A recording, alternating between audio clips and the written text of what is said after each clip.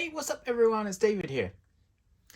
And I've got a BT Wi-Fi disc, and this is a replacement disc for one of three Wi-Fi discs. One of them actually failed, so BT were kind enough to send me out another one. And this is part of your BT Total Wi-Fi Guarantee package, if you have one. And basically they start off with one disc, and you move on to another disc, and finally a third disc in total if you have a certain size property where you're not getting Wi-Fi completely throughout your house. So obviously if there's more than one level of floors, it might not stretch all the way to the loft, so you tend to have these to piggy bank from each other from the master box, which is the Smart Hub 2. These ones only work with BT broadband. They will not work with any other service provider. They won't talk to any other router. So you have to have a BT Smart Hub 2 for these to work. And these use AC wireless, one of the latest Wi-Fi specifications at the moment. They go up to 1200 megabytes per second, so that's over a gigabit, but roughly most BT broadbands cap out at 60 meg anyway, so you're not really going to get any of those levels. But obviously for streaming and other things, or sending packets from one computer to another, obviously it all adds up. But if you're like me, you tend to have things hardwired into the network itself, so you have network ports in each of the rooms, and your PlayStations and your smart TVs and your Skyboxes and your other things like Xboxes and all that sort of stuff is all, you know, and your desktops as well, and occasionally laptops, are all hardwired connected. These discs will be mainly used by your iPad, your iPhones, your any mobile devices, or your laptops, tablets, and so on and so forth. Anything that basically moves about all the time, so you wouldn't be running a cable to it. But obviously where the flexibility you don't need, obviously the best signal guaranteed would be through a hardwired cable. So yep, I'm gonna get on to the unboxing right now. So it's just delivered today, this morning, making this video, and it's all in its styrofoam, so I've just got to obviously break it. I should really carry a knife with me, but I can just snap it from the end there.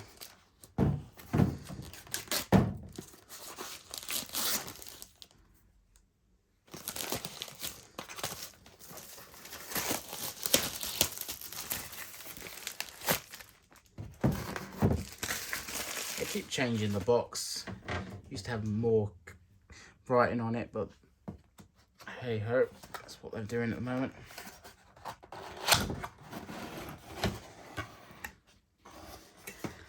Okay, so this is obviously your instructions here. Pack your old disc in this box, unplug it and power, and tuck it underneath the plastic and put the power compartment. This is your return. Use it to return your R kit. So this is to return it to the thingy. So you put your old box back in this box here, and then ship it out. So this is the actual Wi-Fi disc itself. In its bag, they haven't gone to single plastic stop using yet, but eventually they will. Sky has done that already. And what you got here is your Ethernet port and your power.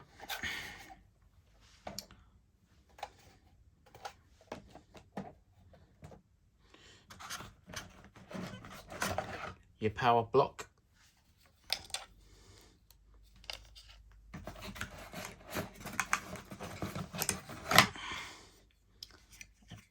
It's designed obviously to make it as small as possible to fit in the letterbox. So you have to assemble your adapter by putting it in like that. Bob's your uncle. You get a decent amount of length of cable to obviously connect it.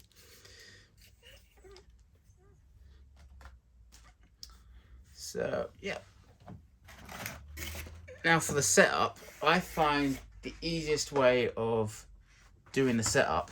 Now you can go to your hub or your nearest other disc and press the west button and hold it down, and then click on the other one at the same time. Not sorry, at the same time, basically within the 2-minute window. So pressing that, waiting for that to flash on the front here. Go to the other one, do that again, and it'll connect.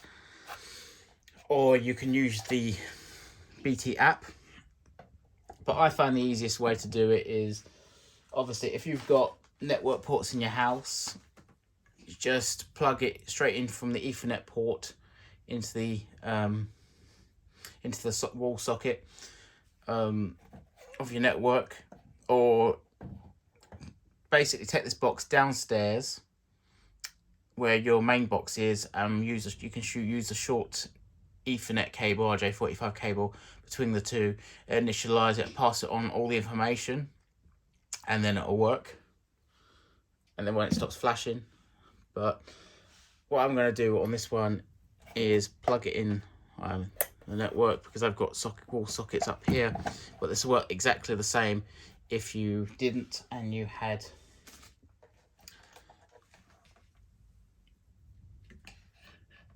your router next to you. So plug it in, obviously, but you have to move it again afterwards. So I plug that in. If you don't see a light on it, that means you should press the button on the back, which is the power one right there. So I'm pressing that, and there you see the lights come on right now. And what will happen is it will eventually start flashing.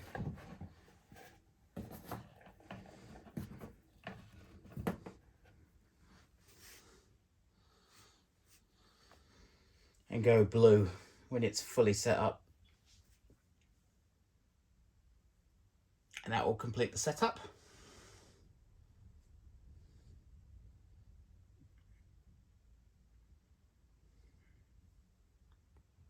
So we just got to wait patiently for the blue light to come on.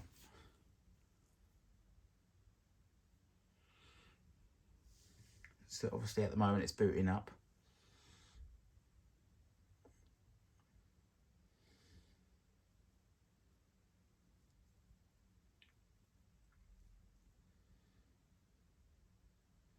If you could do me a favour, if you could subscribe, hit that subscribe button and click that like if you found this video helpful. I'd appreciate that. So as you can see, it's still initializing because it's still got purple. It's gone to blue. It's flashing.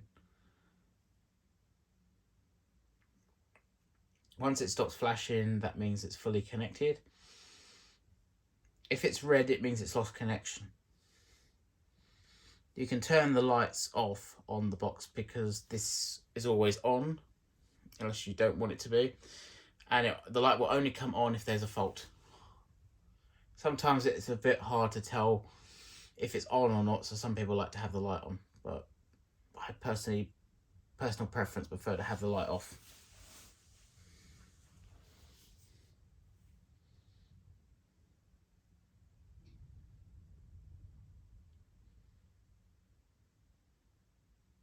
So what it's doing at the moment is obviously it's communicating with the master box, and it's getting the information it needs to basically mirror the SSID of the master box.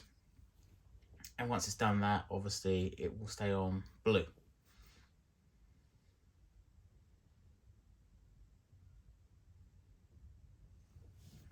It also, if it's got older firmware, it may be updating itself as well at the same time. So that's why it's really important to connect these hardwired, as it saves time in uploading the latest firmware to the boxes, the discs.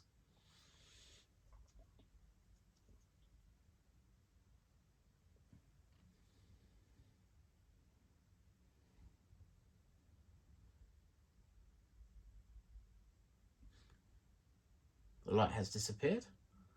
That means it's obviously still doing it. May have just reset itself is most likely cause for that.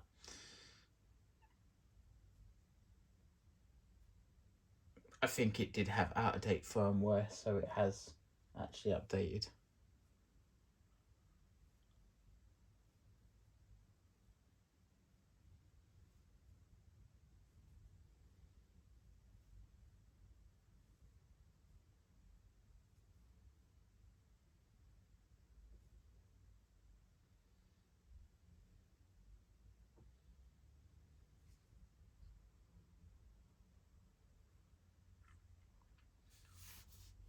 Still on that purple. This normally takes around about 5 to 7 minutes. Normally, if it's obviously just out of the box, but if it's a straightforward disconnect and relocate and reconnect, it normally only takes 2 minutes.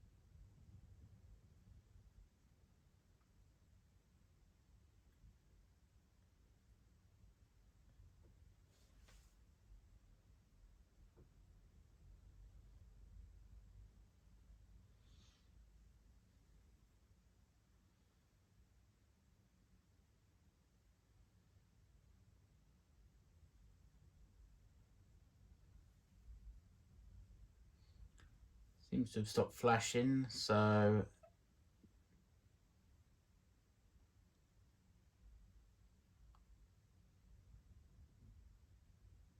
yes, it looks like it has been fully set up and it's now ready to go. I'll show you on the box here. It's got that demonstration I said. What I've basically done is I've connected it the same kind of method, but obviously through longer cables and a network switch that sends the all of the connections to all the different rooms. But see, it shows there to set up your new disk. Please use the BT app to set it up. You don't need to use that, but I'll do another video showing you how to use that. If you can't use the app, you can just set it up via the disk using the Ethernet cable that came with your hub, and just follow these steps. Plug in your disk, power supply, and connect it to your new hub using the Ethernet cable. Switch at the power socket and wait for the disk to light up and glow. It actually should say press the button behind, because they're always turned off. Then unplug the disk and put it back where you had it. So as you can see, the light has stayed on. It's fully ready to go. Now I can literally just unplug the Ethernet cable and it will flash. This is because it's lost its connection, so it needs to go to a full Wi-Fi connection to connect to the master box. It's gone blue. It's reinitializing the connection through Wi-Fi instead of hard cable wire.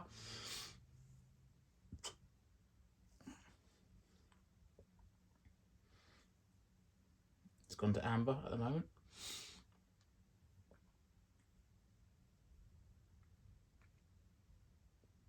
Normally says that the amber color normally says it's having an issue connecting.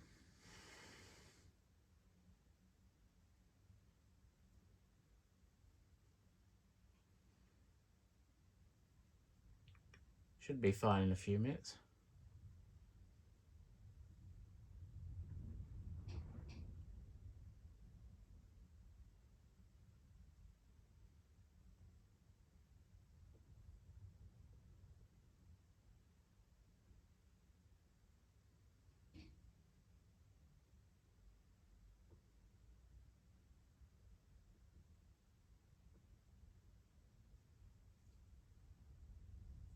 Okay, it's gone blue.